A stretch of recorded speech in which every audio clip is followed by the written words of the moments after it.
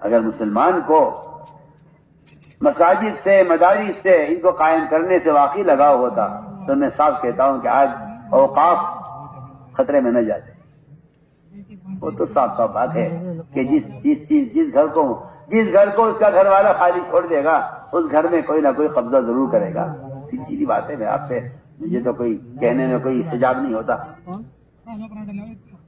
اوقاف کا خطرے میں آنا اس بات کی اللہ کی قسم علامت ہے کہ مسلمان کو مدارس سے اور مساجد سے وہ لگاؤ نہیں ہے. اگر آپ کی دکان پہ کوئی دعویٰ بول دے، حکومت ہو یا عوام، جھوٹا دعویٰ کر دے دکان پر آپ کی، آپ سیدھے پہنچیں گے عدالت میں. آپ سیدھے جائیں گے عدالت میں. میری دکان لاکھ روپے کی دکان ہے، اس کے لیے 5 لاکھ روپے خرچ کر دے گا کہ نہیں میں اپنی دکان چھڑواؤں گا. اگر مسلمان کو محبت ہوتی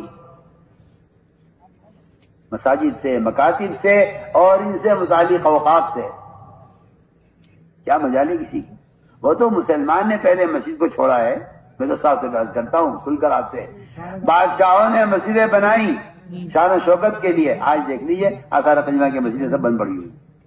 پوری دنیا میں آپ دیکھ لیجیے گھوم کر، اکا دکا شاید کوئی مسجد آپ کو کھلی مل جائے. جو مسجدیں نماز کے لیے اور اعمال کے لیے قائم کی جاتی ہیں، آج آپ دیکھ لیجئے جو جماعتیں مسجدیں بناتی ہیں ماشاءاللہ قائم کرتی ہیں، 2 3 منزلیں بناتی چلی جاتی ہے. یہ مسجد کافی نہیں ہو رہی ہے، مسجد تنگ ہو رہی ہے، مسجد تنگ ہو رہی ہے. 4 6 جگہ جمعہ ہو رہا ہے ایک علاقے میں کہ جی مسجدیں تنگ ہو رہی ہیں، کیا کریں. ماشاءاللہ نمازی بہت ہیں، دیکھ لیجیے آپ. میں تو آپ سے کھل کر کہتا ہوں آج بھی ابھی آپ نے حدیث سنی ہوگی کہ اگر کوئی شخص مسجد بناتا ہے تو قیامت کا قرب ہوگا کہ مسجدیں بنائی جائیں گی صرف سیاحت کے لیے، اور مسجد بنائی جائیں گی تفاخر کے لیے، عبادت کے لیے بنائی جائیں گی. حدیث موجود ہے اور دیکھ لیجیے آپ کیا کر. آپ کو ممالک میں ایسی مسجدیں ملیں گی جنہیں بہت پیسہ لگا کر بنایا گیا ہے، وہاں نماز آپ نہیں پڑھ سکتے، وہ گھومنے پھرنے دیکھنے کے لیے بنی ہے. بتائیے آپ یہ بات نے کیا نہ نماز خود پڑھتے تھے نہ ان کی رعایا پڑھتی تھی. وہ اسلام کی شان و شوکت کے لیے مسجدیں بناتے تھے. دیکھ لیجیے وہ ساری مسجدیں جو شان و شوکت کے لیے بنی ہے وہ مسجدیں آج بند ہیں، اس لیے کہ جب مسلمان کو نماز ہی نہیں پڑھنی ہے تو مسجدیں ویران کر کے یہ مسجدیں کیسے باقی رہیں گی. یہی میں آپ صاف عرض کرتا ہوں. اس لیے میری آپ سے سب سے یہ درخواست ہے، میں سب سے عرض کر رہا ہوں. اللہ جزائے خیر جمعیت علماء ہند وہ قیام مدارس کے لیے، قیام مکاتب کے لیے ایک کوشش فکر کر رہی ہے.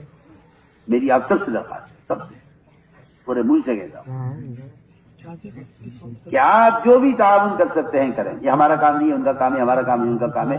یہ دین کے کاموں کو تقسیم کر کے انکار کر دینا خود دین کو نقصان پہنچانا ہے. اس کی کوئی گنجائش ہمارے یہاں نہیں.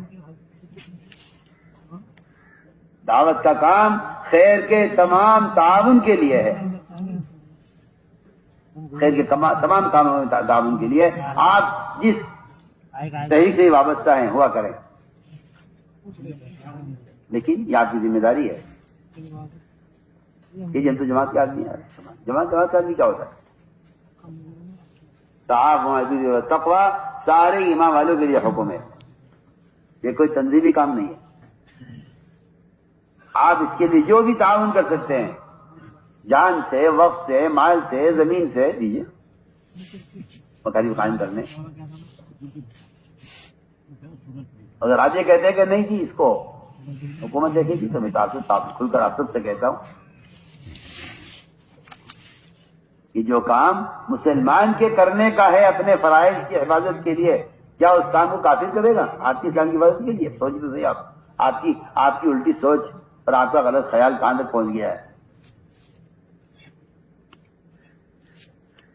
آپ کا کوئی تقاضا اپنا آ جائے شادی کا، مکان کا، کسی ضرورت کا، تو آپ اس کے لیے ساری کوششیں کر ڈالتے ہیں، اپنی ساری صلاحیت لگا دیتے ہیں، اس کے لیے آپ کمانے کی کوشش کرتے ہیں. وہ جب مسئلہ آتا ہے تعلیم کا، تو آپ کہتے ہیں کہ اسے کوئی اور کر لے.